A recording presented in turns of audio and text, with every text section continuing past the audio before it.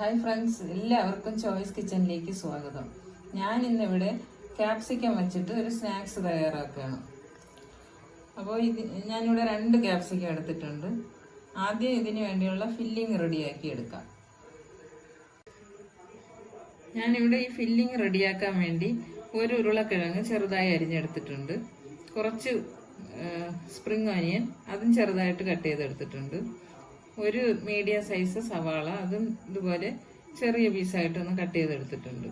പിന്നെ ഒരു ചെറിയ കഷ്ണം ഇഞ്ചി ചെറുതായി അരിഞ്ഞത്, ഒരു അല്ലി വെളുത്തുള്ളി ചെറുതായി അരിഞ്ഞത്, 3 പച്ചമുളക് ഇതുപോലെ ചെറുതായിട്ട് അരിഞ്ഞെടുത്തിട്ടുണ്ട്. പിന്നെ ഒരു ചെറിയ പീസ് ക്യാരറ്റ് അതും ചെറുതായിട്ട് അരിഞ്ഞെടുത്തിട്ടുണ്ട്.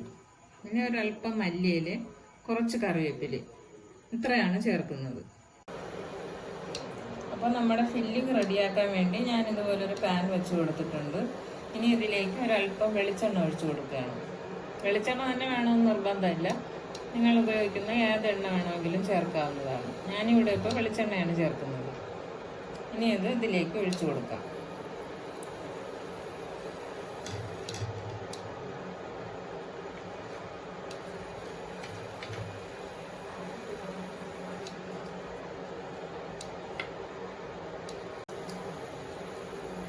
ഇവിടെ വെളിച്ചെണ്ണ നന്നായിട്ട് ചൂടായി വന്നിട്ടുണ്ട്.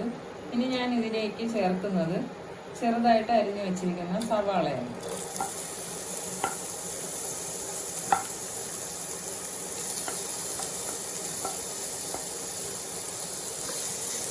ഈ സവാള ഒരുപാട് കുഴഞ്ഞു പോകാതെ വേണം ഇതൊന്ന് വഴറ്റിയെടുക്കാനുള്ളത്. അപ്പോൾ ഞാൻ ഇതിലേക്ക് ഒരല്പം പഞ്ചസാര ചേർത്ത് കൊടുക്കുകയാണ്. വളരെ കുറച്ച് മാത്രം ചേർത്താൽ മതിയാകും.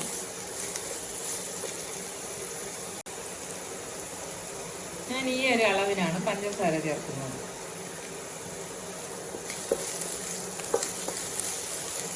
ഇതിനെ ഒന്ന് ഇളക്കി കൊടുക്കാം.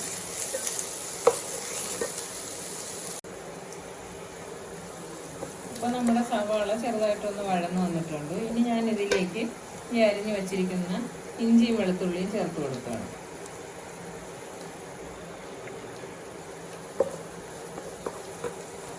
ഇനി ഇതിലേക്ക് ചെറുതായി അരിഞ്ഞ പച്ചമുളകും കൂടി ചേർക്കാം. ഇതെല്ലാം കൂടി ഒരു 5 മിനിറ്റ് ഒന്ന് ഇളക്കി കൊടുക്കണം. നമ്മുടെ സവാള ചെറുതായിട്ടൊന്ന് വഴന്ന് വന്നിട്ടുണ്ട്. ഇത് ഒരുപാട് വെന്ത് കുഴഞ്ഞു പോകേണ്ടതില്ല. അപ്പം ഞാൻ പഞ്ചസാര ചേർത്തത് കൊണ്ട് ഇത് ഒരുപാട് വെന്ത് കുഴയാനും ചാൻസ് ഇല്ല. ഇതൊരല്പം കരികരിപ്പോടെ തന്നെ കിട്ടും. ഇനി ഞാൻ ഇതിലേക്ക് ഈ അരിഞ്ഞു വെച്ചിരിക്കുന്ന ഉരുളക്കിഴങ്ങും കൂടി ചേർക്കുകയാണ്.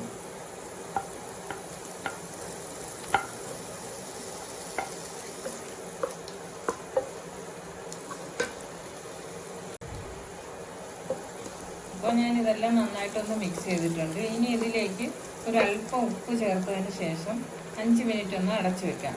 ഈ ഉരുളക്കിഴങ്ങ് ഒരുപാട് വെന്ത് പോകരുത്, ഒരു പകുതി വെന്ത് കിട്ടിയാൽ മതിയാകും. ഇതിപ്പോൾ ഞാനിവിടെ ഒരു മീഡിയം ഫ്ലെയിമിലാണ് വെച്ചേക്കുന്നത്. ഇനി ഇതൊരു 5 മിനിറ്റ് ഒന്ന് അടച്ചു വെക്കാം.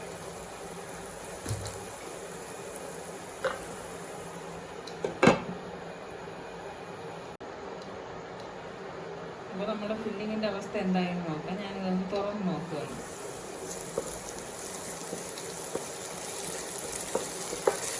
ഇതൊന്ന് പകുതി വെന്ത് വന്നിട്ടുണ്ട്. ഇനി ഇതിലേക്ക് ബാക്കിയുള്ള ഇൻഗ്രീഡിയൻസ് ഒക്കെ ചേർക്കാം.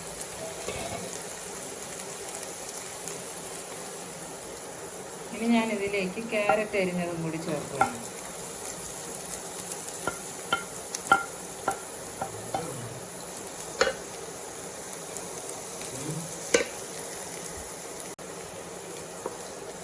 ഇനി ഞാൻ ഇതിലേക്ക് ഒരല്പം മസാലപ്പൊടികൾ ചേർക്കുന്നുണ്ട്. അത് വേറൊന്നുമില്ല, ഒരല്പം പെരുംജീരകപ്പൊടി,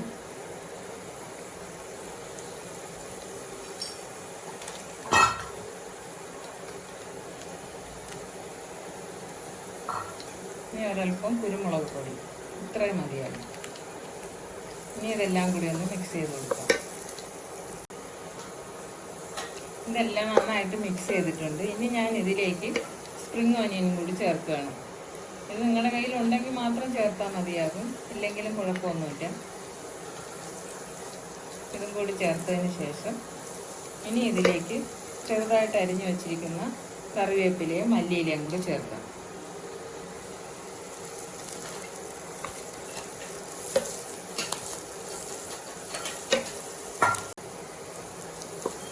ഇനി ഞാൻ ഇതിലേക്ക് ഒരൽപ്പം ചില്ലി സോസും കൂടി ചേർക്കുന്നുണ്ട്.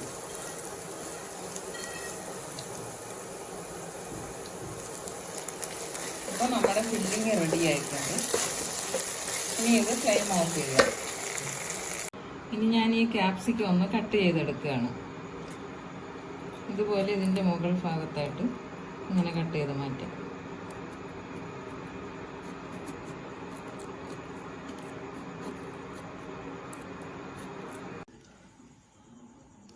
ഞാനിവിടെ ക്യാപ്സിക്കം ഇതുപോലെ കട്ട് ചെയ്തതിന് ശേഷം അതിനകത്തുള്ള സീഡൊക്കെ മാറ്റി ക്ലീൻ ചെയ്തെടുത്തിട്ടുണ്ട്. ഇനി ഇതിലേക്ക് നമ്മുടെ ഫില്ലിങ് നിറച്ച് കൊടുക്കാം. അപ്പോൾ ഞാനിത് ഒരു സ്പൂൺ വെച്ചിട്ട് ഇതിലേക്ക് നിറച്ച് കൊടുക്കുകയാണ്. അപ്പോൾ ഈ ഫില്ലിങ്ങിൽ ആവശ്യത്തിന് ഉപ്പുണ്ടോ എന്ന് നോക്കിയതിന് ശേഷമാണ് നിറയ്ക്കാനുള്ളത്.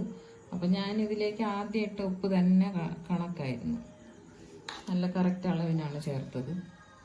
അപ്പോൾ ഇത് ഇതുപോലെ ഇതിലേക്ക് നിറയ്ക്കാം.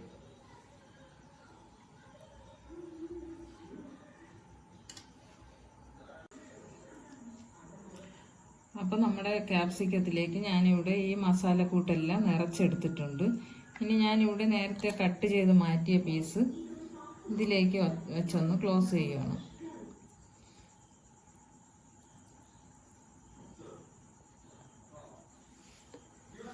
ഇനി ഇതിലേക്ക് ഒരു ടൂത്ത് പിക്ക് വെച്ചിട്ട് ഇതൊന്ന് ക്ലോസ് ചെയ്ത് കൊടുക്കാം. അപ്പോൾ നിങ്ങളുടെ കയ്യിൽ ടൂത്ത് പിക്ക് ഇല്ലെങ്കിൽ ഒരു ഈർക്കിൽ വെച്ചിട്ടായാലും ഇതുപോലെ ഒന്ന് ക്ലോസ് ചെയ്താൽ മതിയാകും.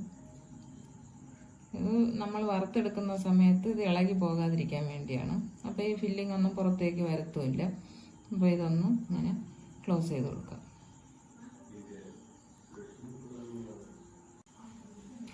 ഞാനിവിടെ ക്യാപ്സിക്കം ഇതുപോലെ നിറച്ച് ക്ലോസ് ചെയ്തെടുത്തിട്ടുണ്ട്. ഇനി ഇത് വറുത്തെടുക്കാം. അപ്പോൾ നമ്മുടെ ക്യാപ്സിക്കം ഒന്ന് വറുത്തെടുക്കാൻ വേണ്ടി ഞാൻ ഇതുപോലെ ഒരു ചെറിയൊരു പാനാണ് വെച്ചിരിക്കുന്നത്. അതിലേക്ക് ഒരല്പം വെളിച്ചെണ്ണ ഒഴിച്ചിട്ടുണ്ട്. അപ്പോൾ കുറച്ച് എണ്ണ ഒഴിച്ചിട്ട് വറുത്തെടുക്കാൻ വേണ്ടിയാണ് ഞാൻ ഇതുപോലെ ചെറിയ പാൻ വെച്ചിട്ടുള്ളത്. ഇനി ഇതിലേക്ക് ഒരു നുള്ളു ഉപ്പ് ഇട്ട് കൊടുക്കുകയാണ് എണ്ണയിലേക്ക്. അപ്പോൾ നമ്മൾ ഈ ഫില്ലിങ്ങിൽ മാത്രമേ ഉപ്പ് ചേർത്തിട്ടുള്ളൂ. അപ്പോൾ ക്യാപ്സിക്കത്തിലൊന്ന് ഉപ്പ് കിട്ടാൻ വേണ്ടിയാണ് ഞാൻ ഈ എണ്ണയിൽ അല്പം ഉപ്പിട്ട് കൊടുക്കുന്നത്. അപ്പോൾ എണ്ണ നന്നായിട്ട് ചൂടായി വന്നിട്ടുണ്ട്. ഇനി ഇത് ഒരല്പം വാടി വരുന്നവരെയാണ് ഫ്രൈ ചെയ്യുന്നത്. ഒരുപാട് നേരമൊന്നും ഇട്ട് കൊടുക്കേണ്ടതില്ല. ഇതിൻ്റെ പുറഭാഗം ഒന്ന് വാടി വന്നാൽ മതിയാകും. അപ്പോൾ നമ്മൾ ഇതിലേക്ക് ചേർത്തിട്ടുള്ള ഫില്ലിംഗ് ഒക്കെ തന്നെ നന്നായിട്ട് കുക്ക് ചെയ്തെടുക്കുന്നുണ്ട്. അപ്പോൾ ഇതൊന്ന് വാടി വന്നിട്ടുണ്ട്. ഇനി ഇത് തിരിച്ചിട്ട് കൊടുക്കാം.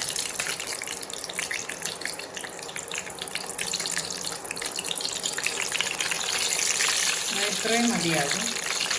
ഈ ഒരു കളറാകുന്നവരെ നമുക്ക് എല്ലാവർക്കും ഇതുപോലെ ഒന്ന് തിരിച്ചിട്ട് കൊടുത്ത് ഫ്രൈ ചെയ്തെടുക്കാം.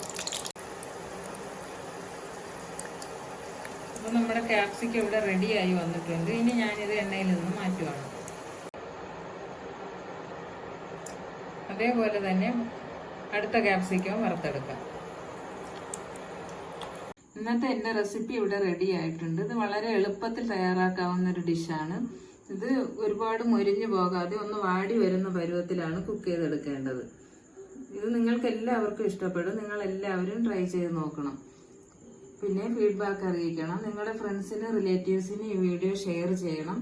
പിന്നെ എൻ്റെ ചാനൽ ഇതുവരെ സബ്സ്ക്രൈബ് ചെയ്തിട്ടില്ലാത്തവർ ഒന്ന് സബ്സ്ക്രൈബ് ചെയ്ത് എന്നെ സപ്പോർട്ട് ചെയ്യണം. ഇത് വളരെ ടേസ്റ്റി ആയൊരു ഡിഷാണ്.